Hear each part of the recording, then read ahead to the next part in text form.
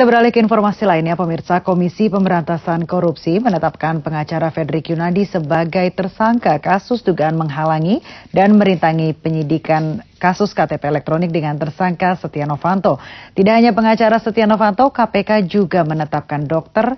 Bimanes Sutarjo sebagai tersangka.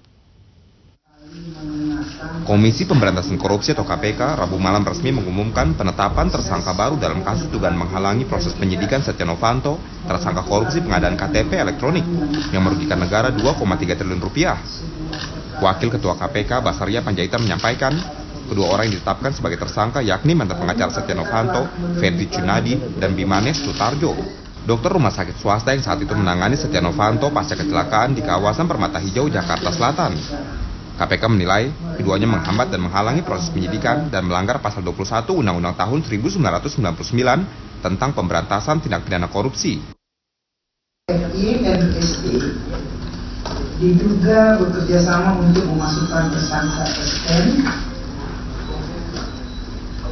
ke salah satu rumah sakit untuk dilakukan rawat inap dengan data-data medis yang diduga dimanipulasi sedemikian rupa untuk menghindari panggilan dan pemeriksaan oleh penyidik KPK kepada tersangka SN.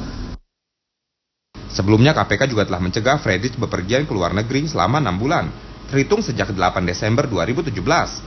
Sementara 3 orang lainnya yang masih berstatus sebagai saksi juga dilakukan hal yang sama. Mereka adalah ajudan Setia Novanto, Reza Pahlevi, Hilman Matauc, dan Ahmad Rudiansah. Deddy Musoni, JAK TV.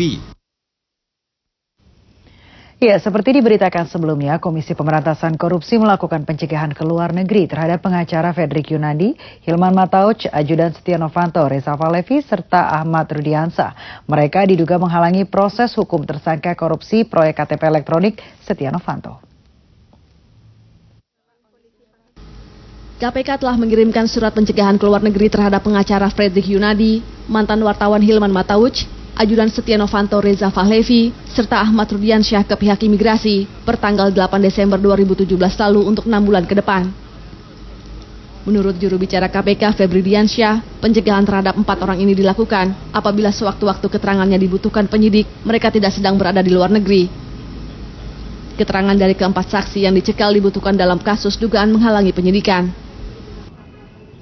KPK sudah mengirimkan surat pada pihak imigrasi Kementerian Hukum dan HAM terkait dengan pencegahan ke luar negeri yang dilakukan terhadap 4 orang, yaitu 1 Fredrik Yunadi, yang kedua Reza Pahlevi, yang ketiga Hilman Matauc, yang keempat Ahmad Rudiansyah. Sebelumnya KPK juga telah melakukan pemeriksaan terhadap Hilman Matauc sebagai saksi untuk penyelidikan kasus dugaan menghalangi proses hukum Setia Novanto. Nama Hilman mencuat setelah mengendarai mobil yang ditumpangi Setia Novanto yang saat itu masuk dalam daftar pencarian orang atau DPO yang dikeluarkan KPK. Deddy Musoni, JAK TV.